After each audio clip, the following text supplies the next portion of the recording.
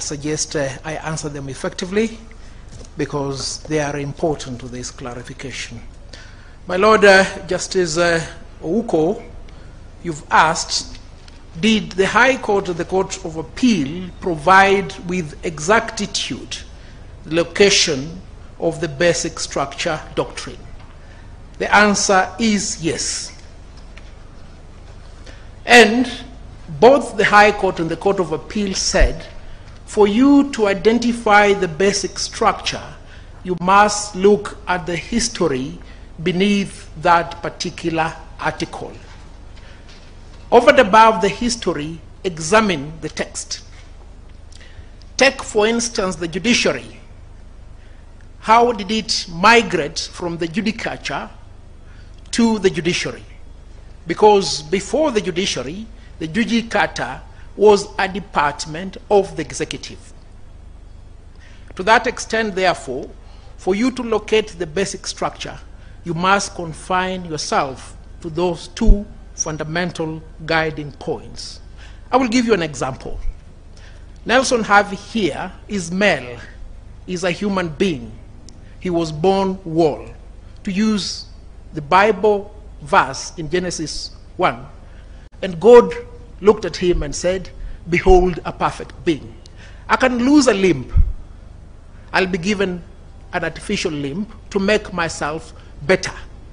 I can lose my sight. I'll be given glasses to make my sight better.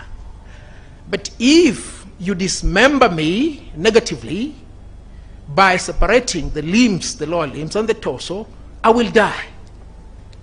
And if I'm to be succeeded, then I'll have to be replaced by somebody else, perhaps Nelson Havi II.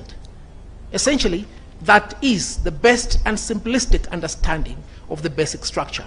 You will not give me a pig's heart to make me whole. I will live for 1 month and die. So I think to that extent that question is satisfactorily answered. Now, the 4 sequential steps, are they located in the Constitution? No, they are not located in the Constitution. Why are they not located in the Constitution? Let me use myself as the example. I was born. I will die. The manner of my death is not known. Perhaps I will die in my sleep. Perhaps, and to use Professor Githu's words, I will be assassinated. Because in my status, I cannot be murdered, I can only be assassinated. Perhaps I'll die of ailment. So you cannot define with exactitude the manner in which the Constitution will end. Therefore, if you see all these constitutions, the 2010, I believe, I'm not being asked to stop. The 2010, the 1969, and the 1963, they do not provide for their manner of end. But when you look at the 2010 Constitution, you will see it repealing the 1969 Constitution. Those 4 sequential steps, you will trace them from the writings of Professor Nubweze. I can categorize them as primordial, as the imperial creation. You cannot find them within the body. Let me give you another example from the Bible. Trace the gene that must be read into the basic structure, doctrine, etc. And if there is a contradiction that may be introduced into this argument, let's go back to the being. There are 2 principles. One, we came into existence by creation. We'll follow the genealogy up to Adam. The other one, we came here by evolution.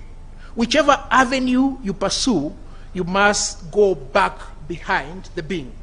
And that is what we call the primordial power, insofar as the constituent power is concerned.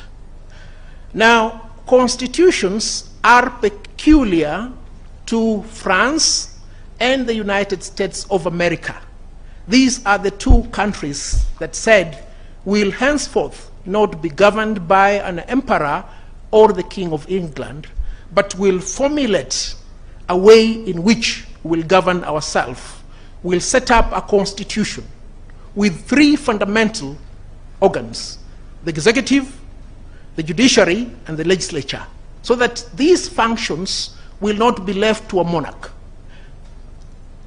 Dr. Smokin Wanjala, you've asked, how did the word altar disappear? Was it deliberate? And what do we do about it? It is my answer that the disappearance of the word altar was premeditated and deliberate. And if you look at the writings of Professor Nobweze, he says the fundamental changes to the Independence Constitution were permissible because of a flaw in the definition of the word altar. So that flaw has now been corrected, so that you will not graft an antelope on me and you say you have a being. That is the intention of the framers of the Constitution. And the court ought not to resuscitate it, because if you do resuscitate it, you will have created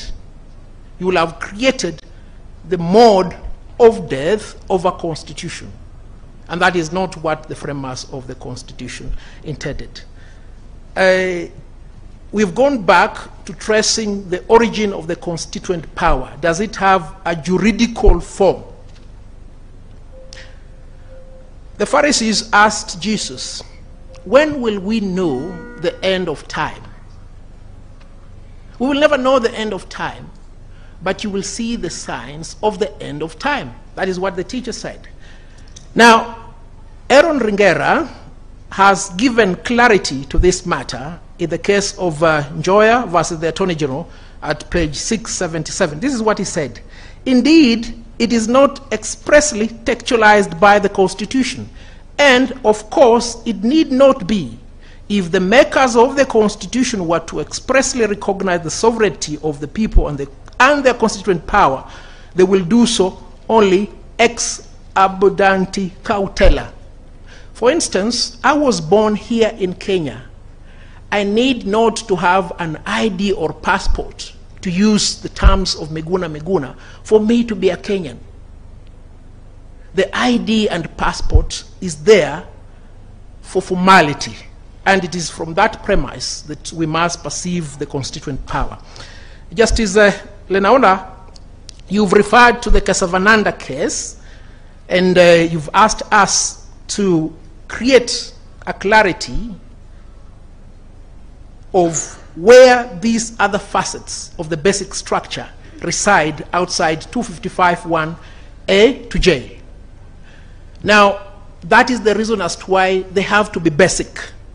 When we were in Musingu, Ongoya went to study power mechanics, and because I didn't have greater qualification when I joined high school, I studied art and design. But there is a dichotomy between a diesel engine and a petrol engine. There is the carburetor and the injector pump. And if you doubt this difference, if you attempt to kick it like a stone, you will not travel. It is as simple as that. Now, what is the foundation of a democratic state? The foundation of a democratic state is based upon the social contract, with the trichotomy of parliament, judiciary, and the executive.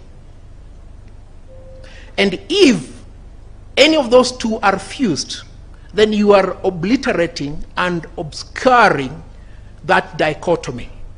And I can say affirmatively, from my limited learning of the law, that the basic structure must of necessity include the executive, the judiciary, the legislature, and the Bill of Rights. Because for the Englishmen, they said, oh king, no, you cannot rule us like this. We must have the Magna Carta for us to have terms of engagement. For the French and for the American, they said, we must have a written constitution. And for that, the king will not be the legislative. The king will not be the judiciary. And will have rights. Rights that you are not giving us. Rights that inhere in us as being.